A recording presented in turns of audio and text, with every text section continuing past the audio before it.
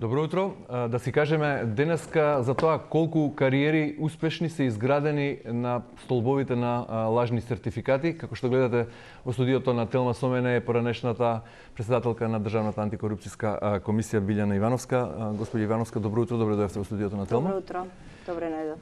Во Македонија деновиве е актуелна темата со лажните сертификати по странски јазик, за кои се отвори на некој начин и таа Пандорина кутија, бидејќи беа споменати дека ќе се чешлаат 500 поранешни и актуелни функционери со можност за поседување на такви лажни сертификати.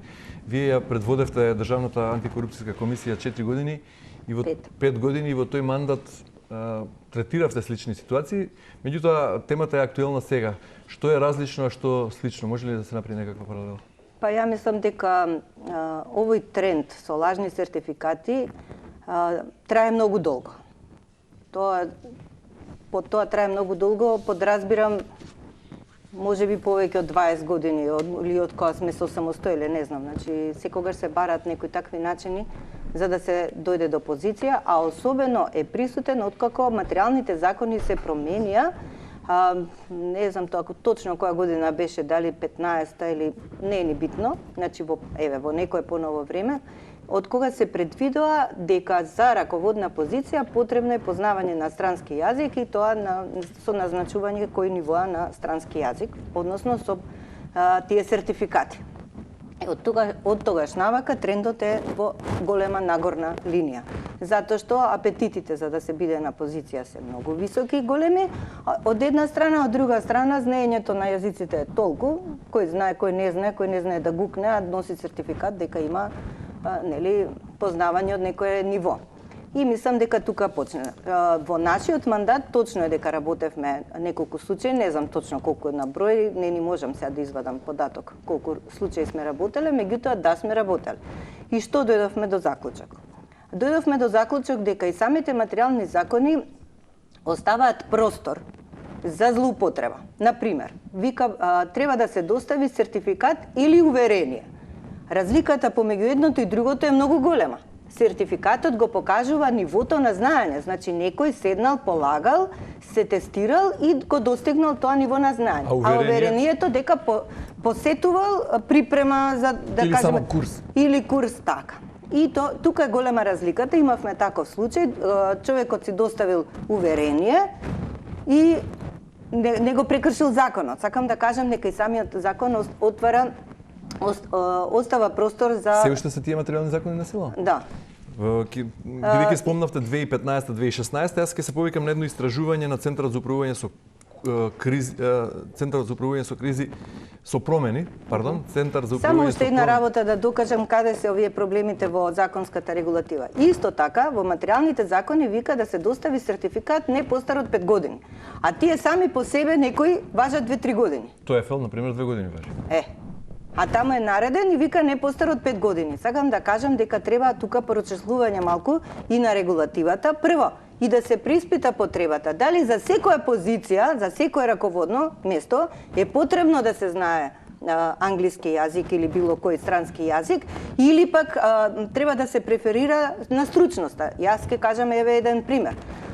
Значи, наш колега во Државниот завод за ревизија, кој што ни беше главен авторитет, од кој што нема кој не учел ревизија од него, беше кандидат да биде главен државен ревизор, меѓутоа немаше таков сертификат. Човекот посетувал курсеви, знае да се служи, ама го нема тоа што е. И тој, бидејќи има интегритет, не се ни пријави. Не ни конкурираше да биде, да учествува во изборот. Сакам да кажам дека сето ова се однесува и на луѓе кои што се без кичменјаци, без интегритет и гледаат по секоја цена да дојдат. За жал, случаите овој се многу повеќе спротивни. Повеќе имам спротивни примери. Луѓе кои не знаат се кандидираат за раководни позиции. Ќе се надоврзам тука со она истражување што го спомнав од пред неколку години. Кажувам, човек што знае не се кандидира поради тоа што нема сертификат. А ја велам за жал во Македонија обратни се случаите повеќе. Тоа е. Центарот за управување со промени констатира дека во однос на тие закони материјални кои го регулираат начинот на избори и именување на функционери на раководни позиции, вели има пропишани критериуми за избор, но тие се општи и многу непрецизни. Односно, условите се најчесто навршени 18 години, неосудуваност, соодветно образование, честопати паушално наведено, како што велите, уверение или сертификат и одреден број години искуство. Сега прашањето е што ќе се случи ако се постават попрецизни критериуми? Ќе добиеме подобри кандидати, мислите? Па ќе се намали изборот. Или пак ќе се соочиме со недостиг на соодветни кадри, бидејќи има многу раководни позиции, неколку илјадници во Македонија, во оваа јавна администрација таква каква што е, а имаме демографска криза, одлив на мозоци, многу луѓе заминати во странство и недостиг на сите работни позиции. Зошто е таа криза, одлив на мозоци во странство? Па поради се ова вака што не се случува, да не се лажеме. Раководната структура која ја поставува? Ја поставува партијата што е на власт. Значи тоа е моктеја црпе од политиката. Цело време доека бевме ние во антикорупцијска комисија имаше потреба и укажувавме и меѓународната заедница укажуваше дека е неопходно да се донесе закон за висока раководна структура, каде што прецизно за секоја позиција ќе се дефинираат критериумите. Извинете, ама кога ќе имате вие прецизно дефинирани критериуми, ќе ви се намали кругот, ќе ви се изоштрат оние баш што ви требаат кандидати. Нема да биде толку општо и дека може секој кој е подобен за партијата, па ајде сега ќе го ставиме на раководна позиција. Туку баш ќе се бираат професионалци. Значи треба да се заострат критериумите и да се постават јасни правила. Точно. Во тој случај ќе имаме повеќе професионалци или како што велите луѓе со интегритет, што ќе се сакаат да се нафатат на тие позиции или пак ќе се соочиме. Ние патиме од тоа што не им даваме шанса на професионалците. Патиме од големите суети, од големите ега кои што сакаат да манипулираат и да раководат со целата ситуација и со раководната позиција на институциите. Преку тоа се инсталира мокта, многу е јасно тоа, не знам. Добро, актуелниот случај на директор на Агенцијата за национална безбедност, нели ги отвори, ги извади на виделина и оние претходни случаи, можеби уште во ваше време детектирани на две директорки, едната на болница, едната на училиште, кои исто така со лажен сертификат дошле на позицијата на која се. Видете, тој случај искочи на виделина, зборам за директоров, поради тоа што на факултетот за безбедност имаше транспарентност во објавување на документите. И така новинарите, нели, го открија случајот дека има сертификат од там, па чекај да го провериме тоа јазично студио, тоа јазично студио не постои и почна да се одмотува клопчето. Така се откри тој случај и така мислам дека овој случај е можност да се расчисти со сите фалсификати кои што постојат во државата. Затоа што не се еден на број. И ги има и во позиција и во опозиција. Ете Тошковски министерот најави. Да, ама вие видовте како премиерот му ги даде на председателот на опозицијата папките со лажните сертификати од неговата партија. Значи има и таму и таму. Сега е проблемот да не почнат да се пазарат и да речат овој не ми го пипај, ама ти овој мене не ми го пипај и тогаш отиде. Јас се надевам. Добро, имаме обвинителство и Државна комисија за спречување на корупцијата. Да, имаме предметот сега. Па добро, ајде, со цела надеж сите очи се вперени во нив да. Сакам да речам не се оставени партиите да се спазат. Јас сум уверена дека и во опозицијата има луѓе со вистински дипломи и со вистински сертификати. Тие треба да се изборат. И тие треба да расчистат со ова што е шлјам од сертификати, од лажни дипломи, од се што е лажно. Затоа што, пак ќе кажам, во нашата држава не им се дава шанса на професионалците. Затоа сме ние незрела држава. Тоа е, мислам, тоа е нивото. Добро, ајде за конкретниот случај. Моментално составот на антикорупцијската комисија рече кажа дека е отворен предмет по анонимна пријава, дека се работи, дека се пребираат информации, колку време реално потребно се дебатираше и околу тоа, дали 15 дена ќе бидат доволни, колку време ќе трае тоа, па дали обвинителство може паралелно да си тера постапка, да не ја чека антикорупцијска комисија прво да се изјасни. Колку е во просек тој период на собирање на информации за еден случај? Значи во рок од 15 дена треба да ги добијат документите од институциите кои што ги бараат. Тоа е законски предвиден рок. А потоа колку време треба да се преработи тоа? Па тоа зависи од нивниот начин на работа, како значи, да кажам. Во кој период очекувате да се изјасни антикорупцијската? Не сме да биде повеќе од 2 месеца и тоа е законско правило. И ја мислам дека поради актуелноста на прашањето кое што ја сензибилизираше цела јавност, мислам дека треба час поскоро да ја излезат со резултатите заради тоа што треба да проверат дали се исполнети условите како што е предвидено во материјалниот закон за избор на директор на АНАП. И таму точно предвидува да има, не знам, 12 години таков и таков стаж, да има 5 години на раководна позиција. Тоа лесно може да се провери. Тоа не е тешко, за тоа не треба денови, да бидеме реални. Понатаму вика дека треба да биде избран оној кој што одговорил на прашањето дека, нели, за од безбедносен аспект, односно дека прво треба да добие безбедносен сертификат, па потоа да биде избран. Мислам дека тоа по мене е малку така дискутабилно прашање, дали првин треба да добие сертификат или ќе го добие отпосле сертификатот. Значи, они не можат да ја вештачат дипломата, сертификатот по англиски, да бидеме реални. Меѓутоа, они треба да ги преиспитаат другите услови кои се предвидени во законот, како и дали се исполнети. Што се однесува до обвинителство, тие може да си работат без никаква пречка и уште повеќе, има склучен меморандум за соработка, можат и да седнат на заедничка маса и да видат кој во кој правец ќе работи и да побрзо се заврши целата оваа сага. Имајќи го предвид вашето искуство претходно како шеф на антикорупцијската комисија во 5 годишен мандат, каков расплет очекувате на актуелниот случај со директорот на Агенцијата за национална безбедност? Како би требало да постапи комисијата и каков епилог? Комисијата какви документи ќе собере, ја не знам. И дали тој ги исполнува условите онака како што е пропишено во законот, за тоа не можем да кажам. Значи, тие треба врз, нели, корпус деликти, врз фактите да кажат ово исполнува, не исполнува, тоа треба тие сами да го кажат. Добро, Али доколку не ги исполнува или доколку, нели, се утврди дека ова е лажен сертификат, треба секој да се сноси одговорност. И тој што го избрал, и тој што конкурирал со таков сертификат. Така да, тоа е тоа.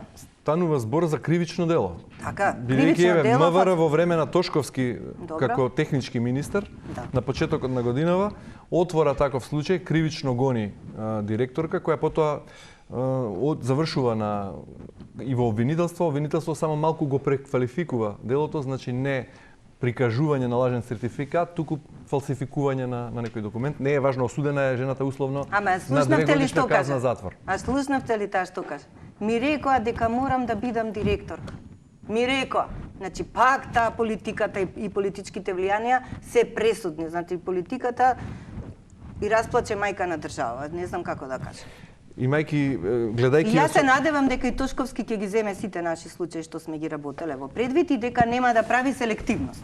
Најважно е тоа. Да нема селективност. Колку случаи сте? Не знам, јас на памет не знам. Знам дека работевме неколку случаи и дававме добри препораки и до Министерството за образование да се воспостави начин на контрола и се, а дадовме препораки до Собранието.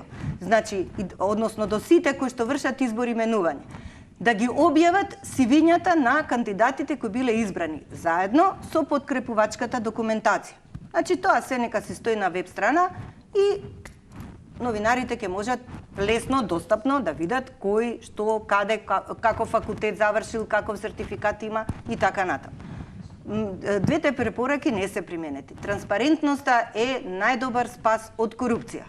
Доколку се е транспарентно, ќе се замисла дали и како. Треба ДКСК да го води регистарот на избрани именувани лица, меѓутоа ние имавме... Како функционира тој регистар?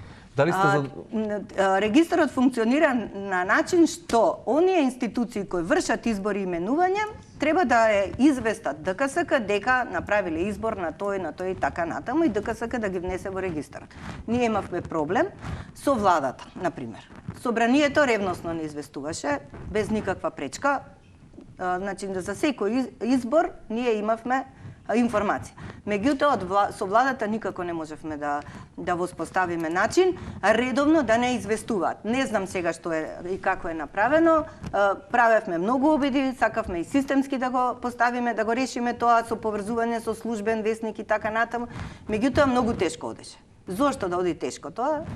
Не знам. Тој регистар не е јавно и бесплатно достапен за сите, треба претплата? Треба да биде јавно и бесплатно достапен сите. А зошто не можев јас да влезам и да... Па сега не знам, очигледно дека има пречки за кои што треба да разговарате со сегашниот состав.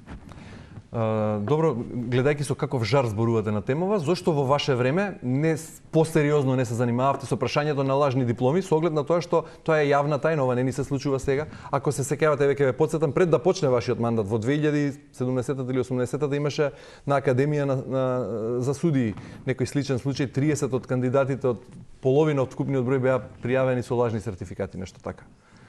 Ќе ве потсетам на еден случај во ваше време со лажни сертификати на фирма за лифтови. Како не, па таа ја работевме, па малку ли беше гласно тоа? Но, сакам да кажам, факт е дека во држава е јавна тајна како се стекнуваат тие сертификати за поседување на познавање на странски јазици, или пак, например, за како се штанцаат лажни факултетски, магистарски и докторски дипломи, не само тука и во исто во земјите од опкружувањето. Темава станува жешка дури сега. Значи, сега станува жешка по случајов што може би е... Немавме до сега такви кандидати. Како не, ама видете сега. Значи, ние за ова све сме кажале. Нашите седници беа јавни, вие и денеска влезете на YouTube, напишете седници на ДКСК, ќе видите се што сме кажале. Јавно, достапно на медиумите, а медиумите го пренесуваат во јавноста. Ние тапани не можеме да удараме. Мислам, наше е да го изнесеме во јавноста.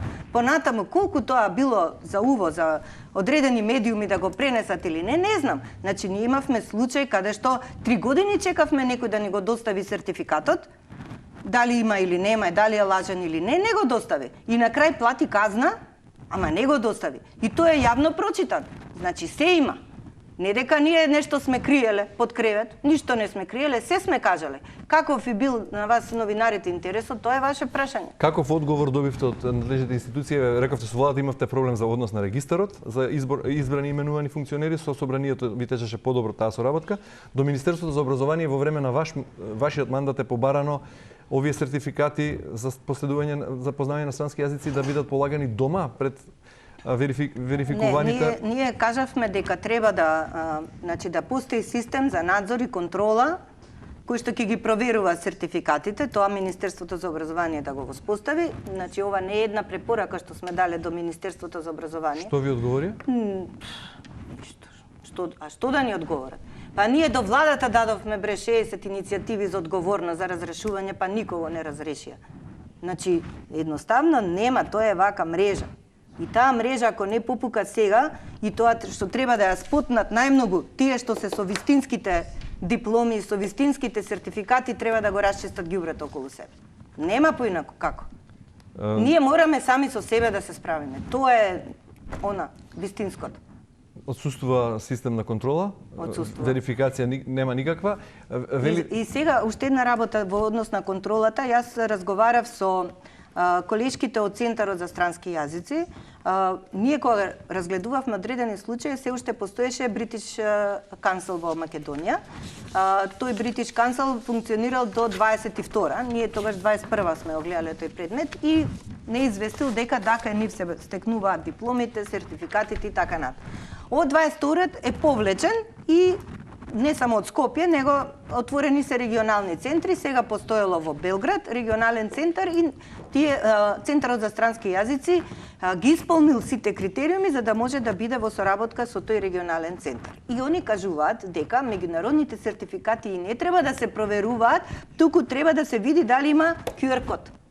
И со тој QR код проверуваш од каде е стекнат, како е стекнат и што е стекнат. Во Македонија во моментов се 4 лиценцирани, мислам, меѓународно признати јазични сертификати, иако British Council, како што велите, се повлече од регионот, постои кај нив на веб страницата British Council меѓународно признати јазични сертификати. Познати се и тука е точно наведено за која ниво на работно место на административните службеници, кој сертификат е потребен и кој ниво, дали B1, дали B2, дали C1, дали C2. Така да. И точно е наведено дали се прифаќа TOEFL или GT, Булац или другите.